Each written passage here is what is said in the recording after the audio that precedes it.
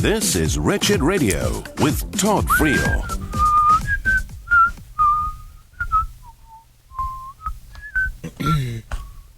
Yeah. Hey, Tony. Yeah. Hey, Todd. So, you giving up on the horse? Pretty much given up on the program. I figure at this point nobody's listening anymore, so I'll just amuse myself. Is that echoing I hear? Pretty much. This is Wretched Radio, the Aquila Report. Do we ever say anything without speaking? Answer to that question, yes. You furl your furrow. You do your, is it a furling or a furrowing of the eyebrows? Furrow your eyebrows. Furrow like flag, you furrow your eyebrows. Can I tell you what's a really sad day in the life of every man? You go to the barber shop, and the guy goes, let me trim those eyebrows for you. Oh, that's when you know.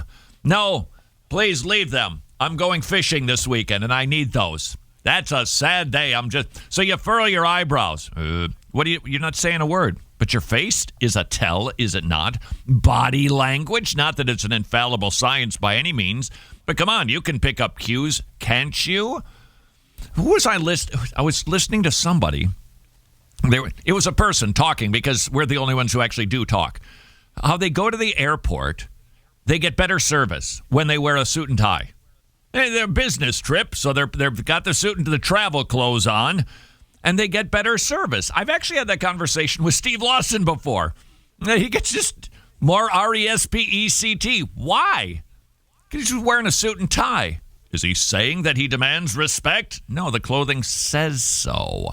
And that is the point of this particular article. Our clothing bespeaks a man. It tells something about a fellow.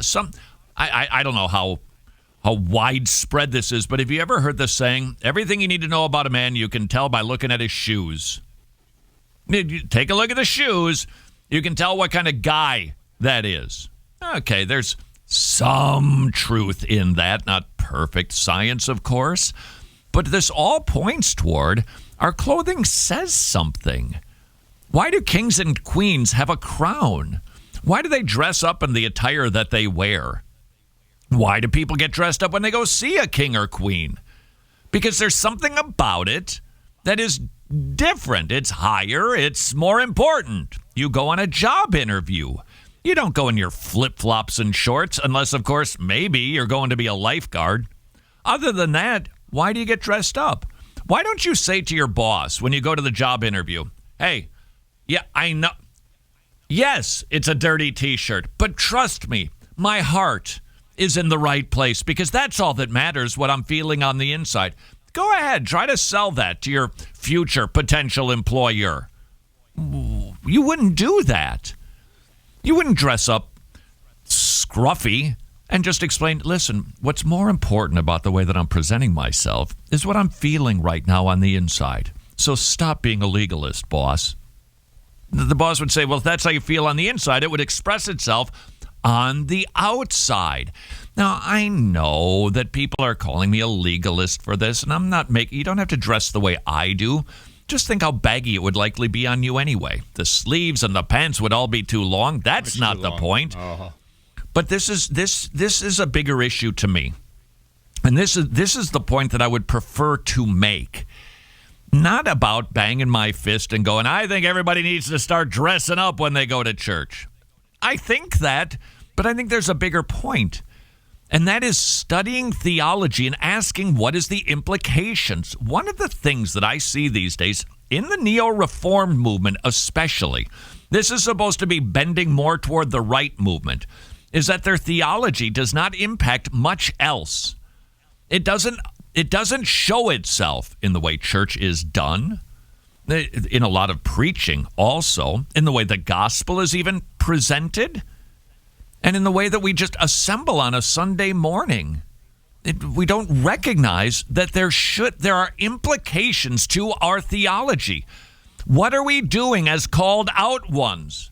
As the collective body, God's presence on this earth. Ephesians 1, verse 22. He put all things under his feet. God put all things under Jesus' feet and gave him to be head over all things to the church, which is his body, The fullness of him who fills all in all.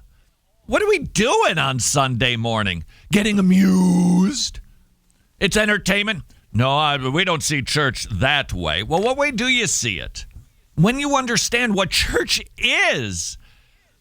Look, I get it. It's easier on Sunday morning to not shave.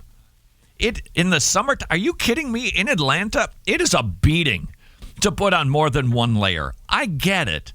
And I'm not making a law about this that you need to put a suit and tie on like I do. I'm saying this. When we study what the church is, now go to your closet and get dressed. That's all. Because if you're not ever thinking about what you're doing on Sunday morning, that you're missing out. First of all, imagining what we're doing. The most amazing event of the week, every single week on this planet, is the assembled saints. And you're in it, man, woman. You're in that. You're a part of that. God has called you into the church. And it's not even done. At the end of time, God is going to take you, collect you, present you as a gift to his son, who is going to return it back to the Father and say, no, Father, this is for you, that you might be all in all. You're in that scene. That should impact us, shouldn't it? And it should impact the way we at least think about clothing. Now, to be sure, I've heard the argument, God's our daddy. It's not like we're going to meet with a king. No, you're right. We're not going to meet with a king. Kings will tremble, as we read in Psalm 48. Kings will tremble before the King of Kings. They will be nothing before him. Of course, it's a big deal to meet with the King of Kings. Is he close? Yes. He's closer than a brother. He calls us friend. All that is true. But that's not all he is. He's not just our homie. He's the conquering king, and we go to meet with those that he has ransomed and brought into his kingdom to glorify him before the nations and before the heavenly realms, because we have been given that authority to be the proclaimers of truth. That doesn't impact us at all. Whether we get up in the morning to get up early to present ourselves a little better for the king.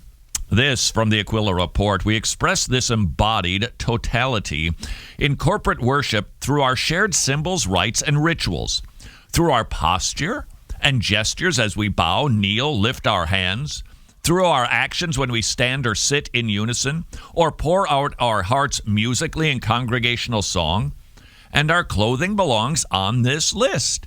By it, we express to God and those around us what this occasion means to us. That is why when it comes to church, our clothing matters.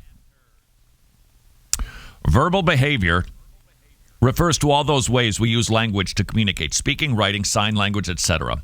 Nonverbal behavior focuses on all the ways we communicate without words, so facial expression, gesture, posture, eye behavior, vocal inflection, use of our space, how close we get, touch behavior. When you walk by somebody in church, you put your hand on their shoulder. What'd you just say? Love you, bro. Love you, sister. Didn't get to stop and talk to you. I just communicated a ton, and you did to me too. But if you don't mind, don't touch me because I'm a germaphobe. That's just my issue. But otherwise, does that not communicate a ton? Some experts indicate or believe that in our everyday relationships, only a small percentage of what we communicate is conveyed via verbal channels. The rest is nonverbal. From Aquila Report, our clothing is one of our most elemental forms of communication. Before you shake somebody's hand, when somebody walks into the office, when somebody walks into the restaurant, you size them up lickety-split. You know what they're trying to communicate. Bingo. Clothing is not neutral. We constantly make judgment about one another on the basis of clothing. Did you see what she was wearing? Can you believe that he came to... Look at those. Oh, look at the fancy pants over there. That's what we do all the time because it speaks. Because our clothing is one of the fundamental ways we communicate with others, what we wear is never purely personal matter. It influences people. Much of the social meaning of our clothing is contextual. Like the appropriateness of our dress dictated by the situation. It sends a message, a signal. Picture, for example, a young woman dressed in hiking boots, sweatshirt and shorts. What is she saying? Well, around a campfire? I'm ready for the trail. Now, if she were attending her aunt's funeral in those clothing, you'd go, well, that's inappropriate. What's the matter with you? You didn't dress for the occasion. So all I am trying to encourage is not that you become Captain Fancy Pants on Sunday morning, but that you consider what we are doing on Sunday morning. I don't care how formal, fancy, or whatever it is that your church service is like. Remember what you are doing in that place. And think of it as you prepare to attire yourself for the best event on the planet. The assembling of the local church. The horse is now dead. This is Wretched Radio. Thanks for listening to the Wretched segment du jour. If you'd like more Wretched, you can listen to the most current stream for free at wretched.tv/listen, or you can become a club member and listen to our entire archive. Wretched, reaching the lost, equipping the saints, and strengthening the local church.